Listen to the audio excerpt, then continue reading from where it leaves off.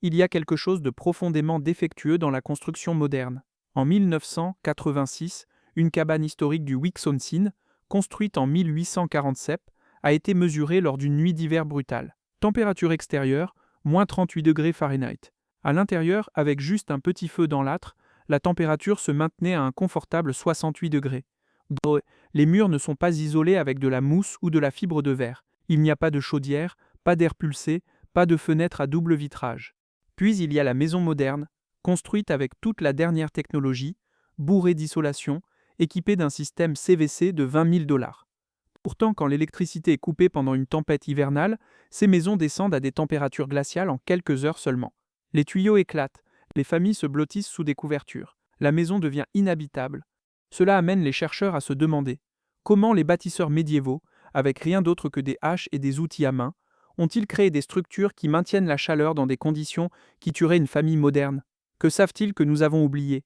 La réponse ne concerne pas seulement des rondins épais. C'est un système complet de masse thermique, de gestion de l'air et de chauffage stratégique qui fonctionne avec la physique de la chaleur et non contre elle. Aujourd'hui, nous enquêtons sur les secrets de construction oubliés qui ont transformé une simple cabane en rondin en une forteresse de chaleur. Avant de plonger, laissez un commentaire et dites-nous, avez-vous déjà perdu la chaleur dans votre maison pendant une tempête hivernale? Combien de temps faut-il pour que votre maison devienne inconfortablement froide? Faites-le nous savoir ci-dessous. Section 1.1. L'échec moderne. Une maison de cartes contre le froid. Entrez dans n'importe quelle maison moderne en hiver et vous ressentez la preuve d'un problème fondamental.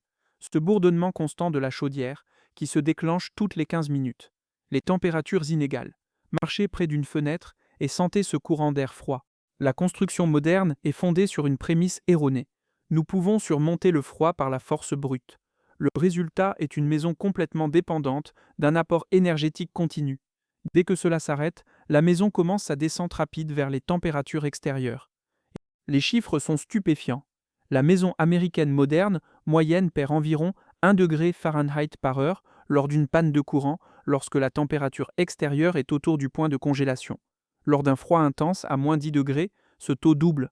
En 12 heures, une maison moderne atteint des températures dangereuses. Pourquoi? Le problème est la masse thermique, ou plutôt son absence totale. Les maisons modernes sont construites avec des matériaux minces, des montants de 2 pouces sur 6 avec isolation, des cloisons sèches d'un demi-pouce, un revêtement mince. Ces matériaux ralentissent le transfert de chaleur, mais ne stockent pas la chaleur. Ils n'ont presque aucune capacité thermique. Pensez-y de cette façon. L'isolation est comme un coupe-vent fin. Il bloque le vent, mais dès que vous arrêtez de générer de la chaleur corporelle, vous avez froid rapidement. La masse thermique est comme un épais manteau de laine réchauffé par un feu. Même après vous être éloigné, ce manteau continue à rayonner de la chaleur pendant des heures. Et il y a un autre problème, l'infiltration d'air.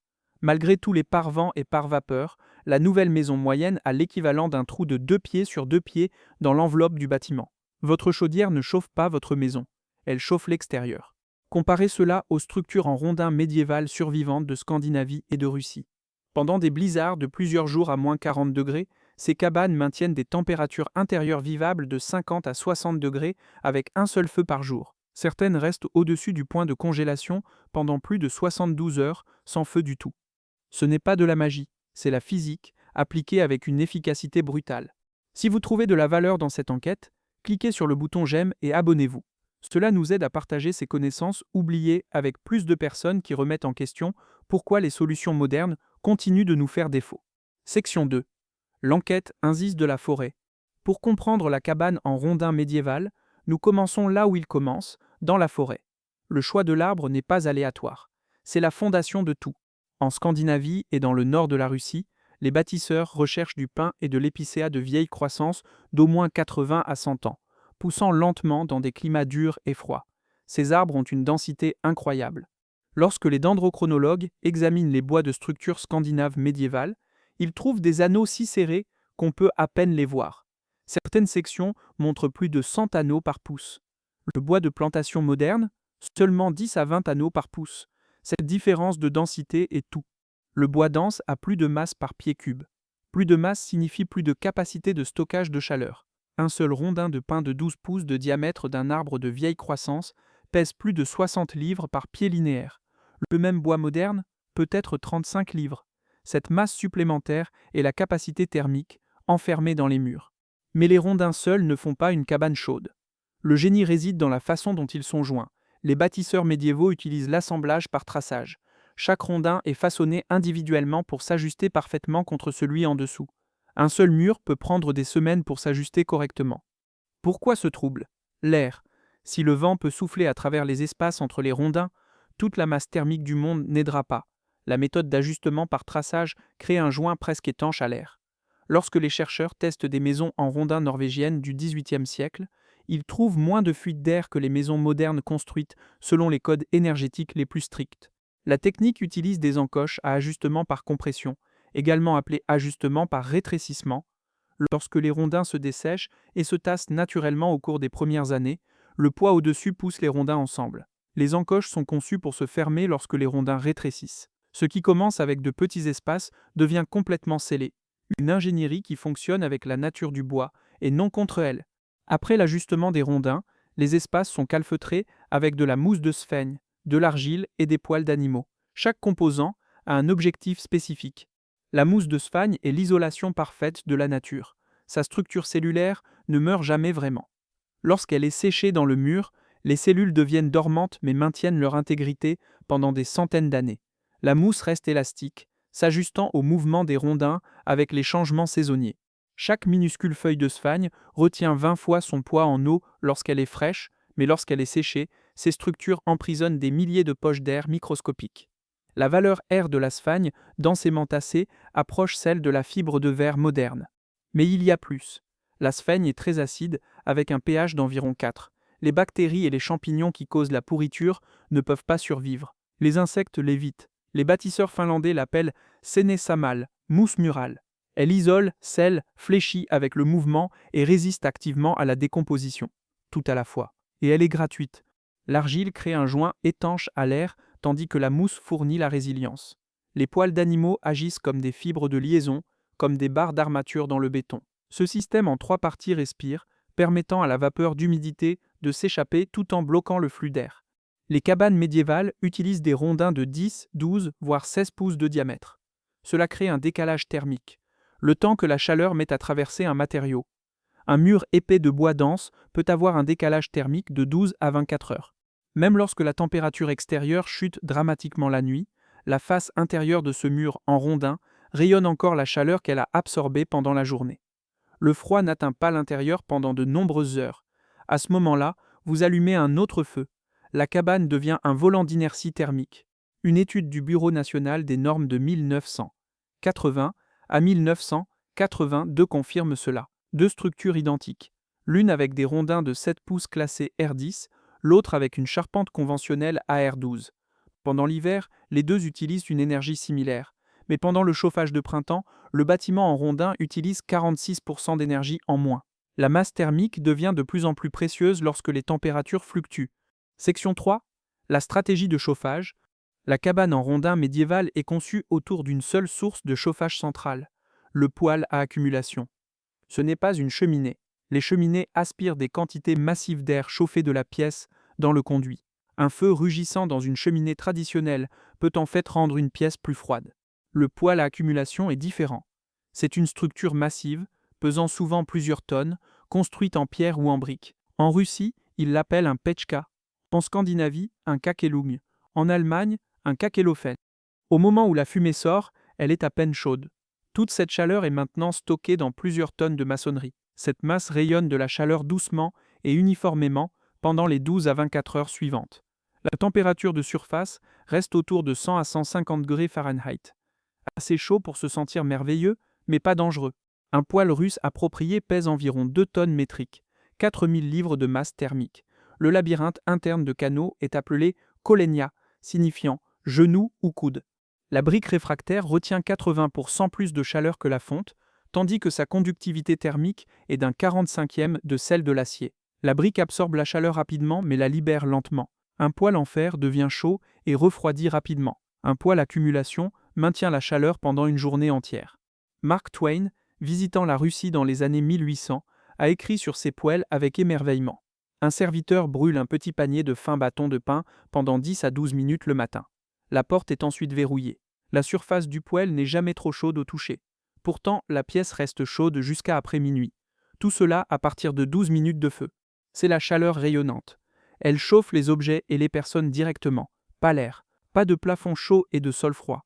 Toute la pièce semble uniformément chaude. Les bâtisseurs médiévaux placent le poêle au centre de la maison, avec la masse formant un mur d'une alcôve de couchage.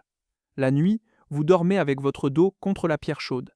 Certaines conceptions ont des fours de cuisson intégrés dans la structure ou des bancs chauffés. Dans les climats sévères, les gens dorment sur le dessus du poêle, où la surface est chaude mais sûre.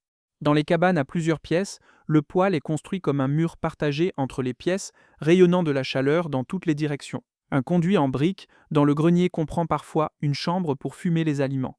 Et voici ce que les maisons modernes manquent. Le rayonnement thermique fonctionne mieux dans des espaces petits et clos. Les cabanes médiévales ne sont pas des espaces ouverts, les pièces sont compactes. Les plafonds sont bas, souvent juste 7 pieds. Cela maintient les surfaces rayonnantes chaudes proches des personnes. Des chercheurs finlandais reconstruisent et testent une cabane en rondin traditionnelle avec un poêle à accumulation. Un seul feu de 2 heures utilisant environ 30 livres de bois maintient 65 degrés pendant plus de 18 heures, même avec une température extérieure de moins 4 degrés. La consommation totale de carburant est de 60 à 70% inférieure au système conventionnel. Le système médiéval n'est pas seulement plus efficace, il est résilient. Il ne dépend pas d'un carburant continu ou de l'électricité. Si vous ne pouvez pas allumer le poêle pendant 3 jours, la cabane reste au-dessus du point de congélation. Une maison moderne, inhabitable en moins de 24 heures. Section 4. Le système complet. Comment tout fonctionne ensemble. La cabane en rondin médiévale n'est pas une astuce ingénieuse. C'est un système complet et intégré où chaque élément soutient les autres. La fondation utilise des piliers en pierre, soulevant le plancher du sol froid.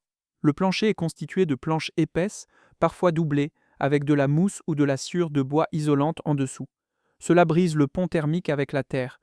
Les murs massifs en rondin fournissent à la fois isolation et masse thermique. L'assemblage par traçage bloque l'infiltration d'air. Le calfeutrage en mousse de speigne fléchit avec le mouvement saisonnier, tout en maintenant un joint étanche à l'air. Les plafonds bas et les pièces compactes maintiennent l'air chaud proche des personnes. Le poêle à accumulation centrale stocke et rayonne de la chaleur pendant des heures. Mais il y a un élément de plus, le zonage thermique. Les cabanes médiévales ne sont pas maintenues à la même température partout.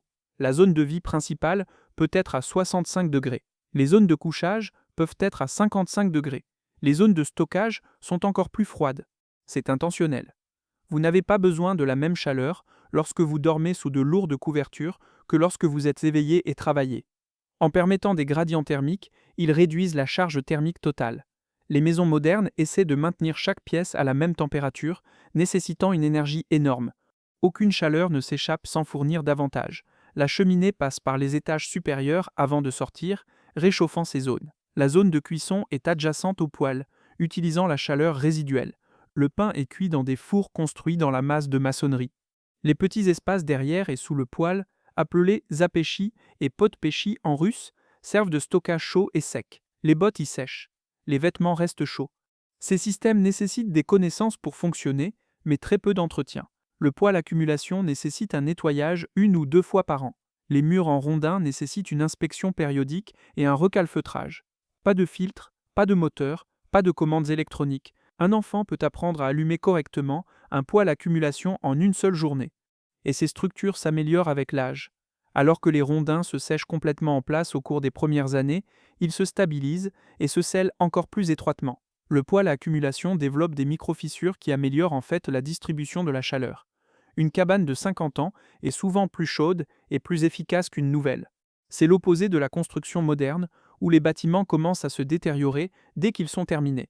Section 5. La déconnexion moderne. Pourquoi nous avons abandonné ce qui fonctionne? Si ces systèmes médiévaux sont si efficaces, pourquoi les abandonnons-nous? 3 forces: l'industrialisation, l'énergie bon marché et l'évolution des coûts de main-d'œuvre. Dans les années 1800, alors que l'Amérique du Nord est colonisée, il y a une ruée pour construire rapidement.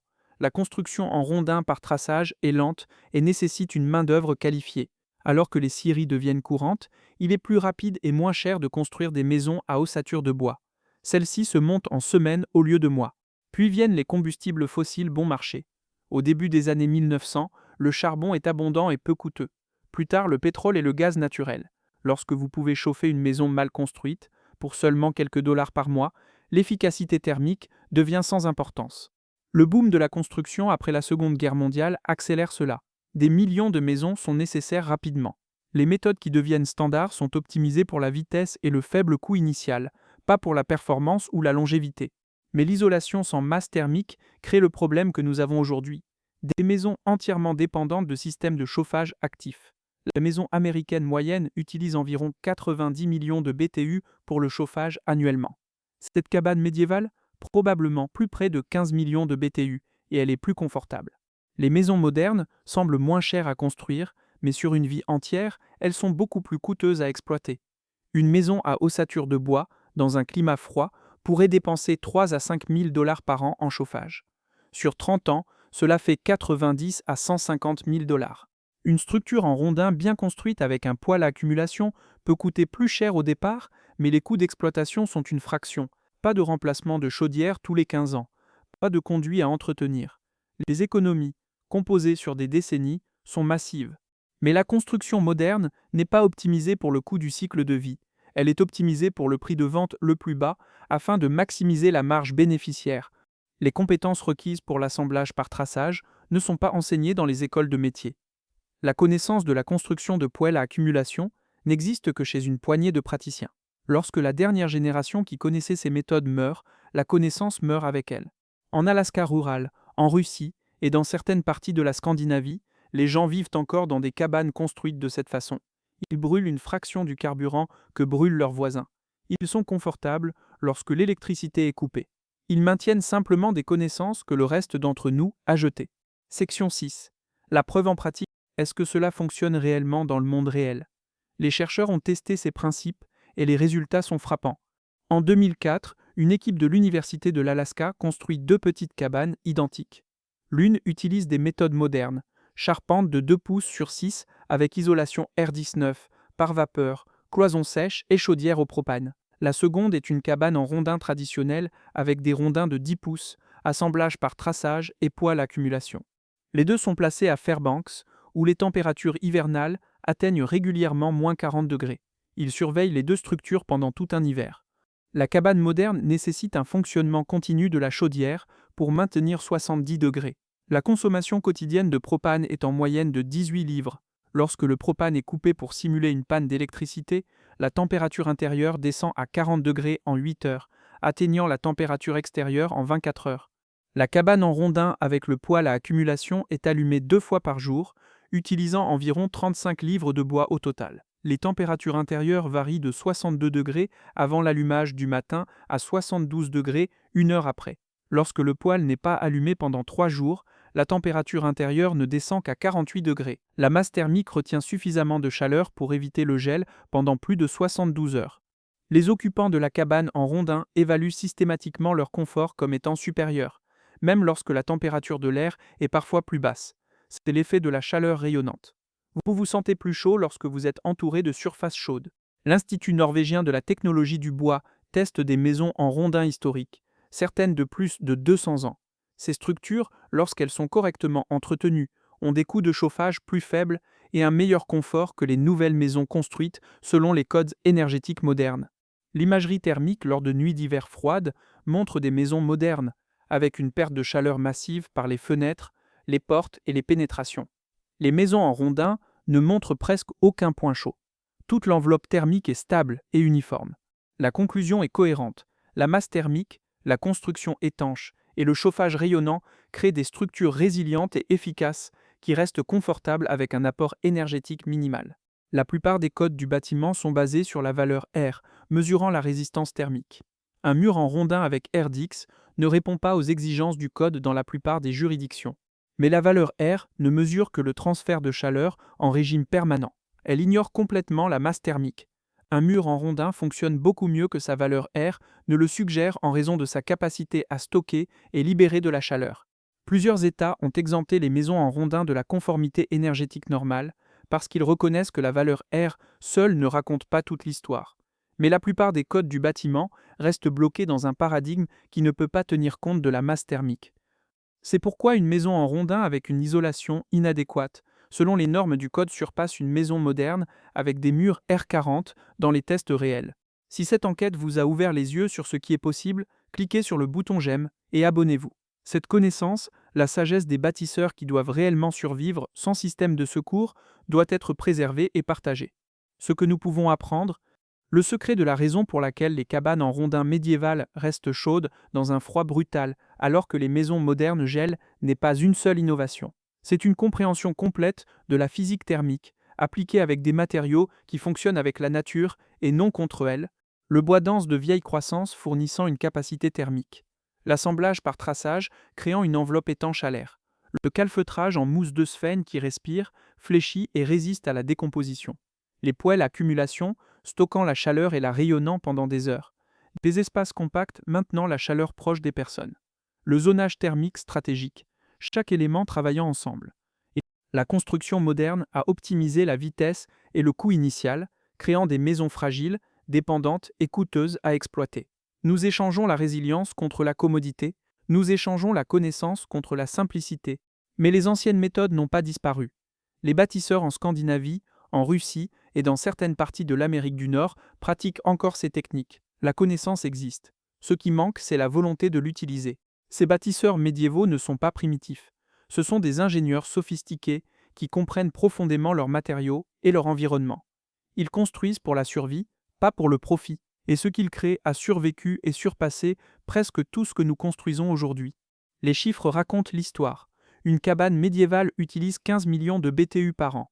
Une maison moderne utilise 90 millions. La cabane reste habitable pendant des jours sans chaleur.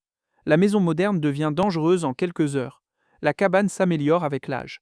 La maison moderne se détériore dès le premier jour. Ce n'est pas de la nostalgie, c'est la physique. Ces principes peuvent-ils être appliqués à la construction moderne?